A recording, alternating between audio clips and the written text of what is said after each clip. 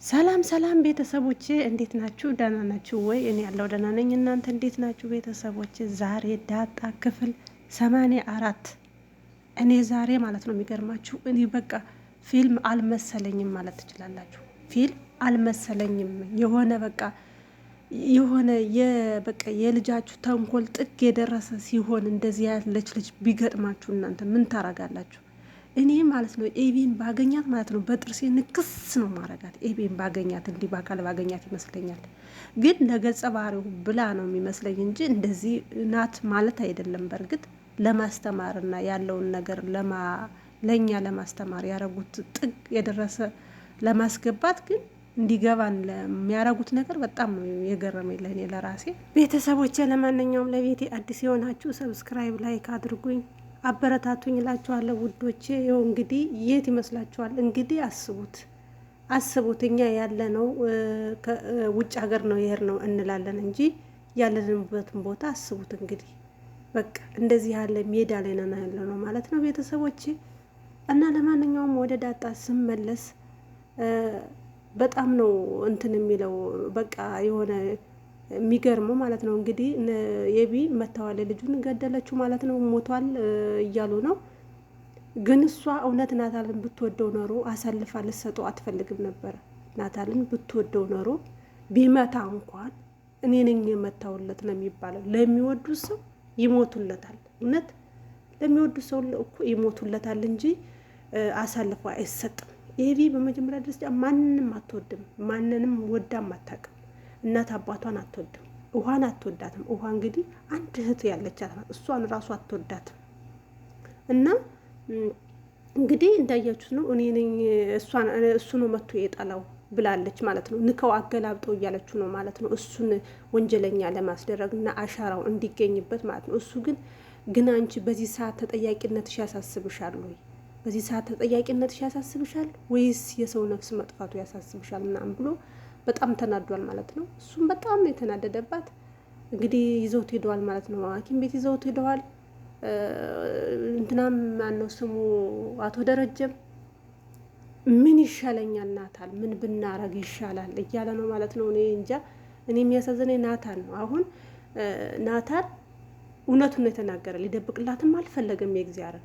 እሱ እውነቱን ሲናገር እሷ ደግሞ አሳልፋ ሰጠችው። ግን እሷ እናቷ ጋር ገብታ እሱ ነው ካለች በኋላ ማለት ነው እሱ ነው እንኳን ስትል ኧረ እሷ ናት ምናምን ብሎ አልተከራከረም። ለሰውየው ነፍስ ነው እሱ እየተጨነቀ ያለ ማለት ነው። ለሰውየው ነፍስ ነው የሚጨነቀው።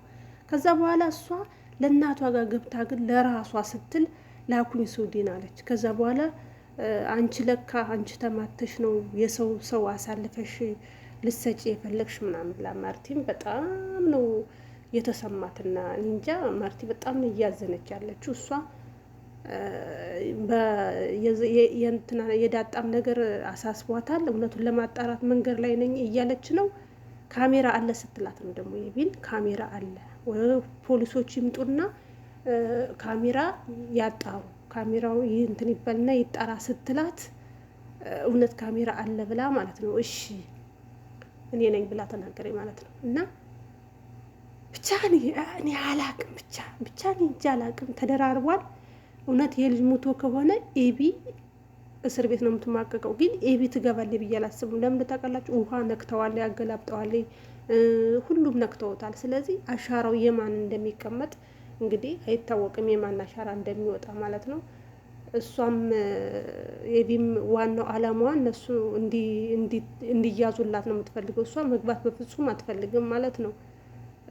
እንጃ ብቻ የአባት ሀዘን የወንድ ልጅ ሀዘን ታይን ያላት አባትዬው ይውላችሁ የቆጡን አወርድ ብላ የብብቷን ጣላ። ይች ልጅ የራሷን ህይወት ማስተካከል ጥላ ትምህርቷን ማስተካከል ጥላ በቃ የራሷን ላይ ናታን ራሱ ወደ ራሷ መሳብ ትችል ነበረ።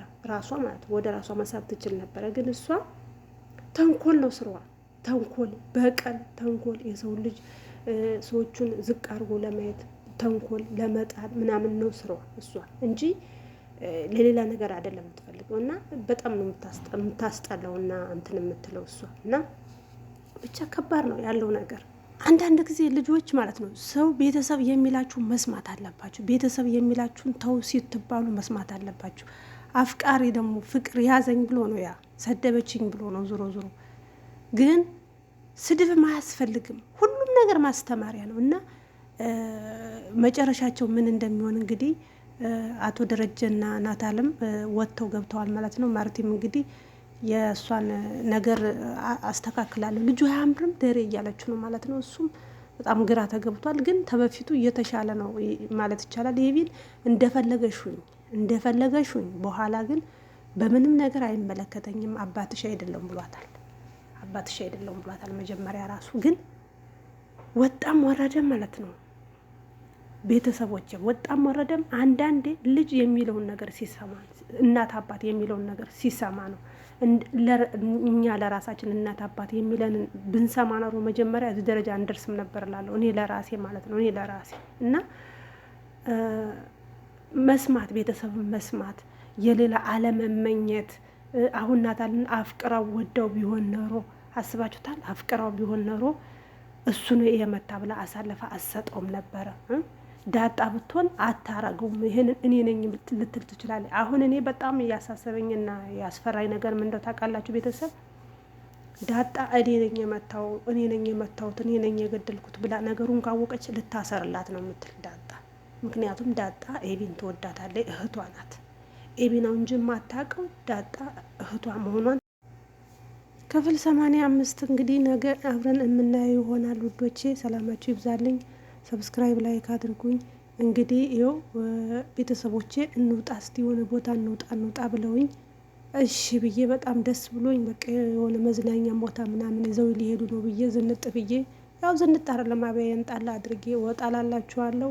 እንደዚህ ያማረበት ሳሩ ጉዝጉዝ ያለ ምናምን አገሬ እናት የምዬ ለምለሟ ወርቋ አገራችን ይሄ ብትቆሙበት አሸዋ የምትራመዱበት የለ። ሀገራችን ኢትዮጵያን ሰላም ያድርግልን። ቤተሰቦቼ ሰላም ያገናኘን። ባይ ባይ።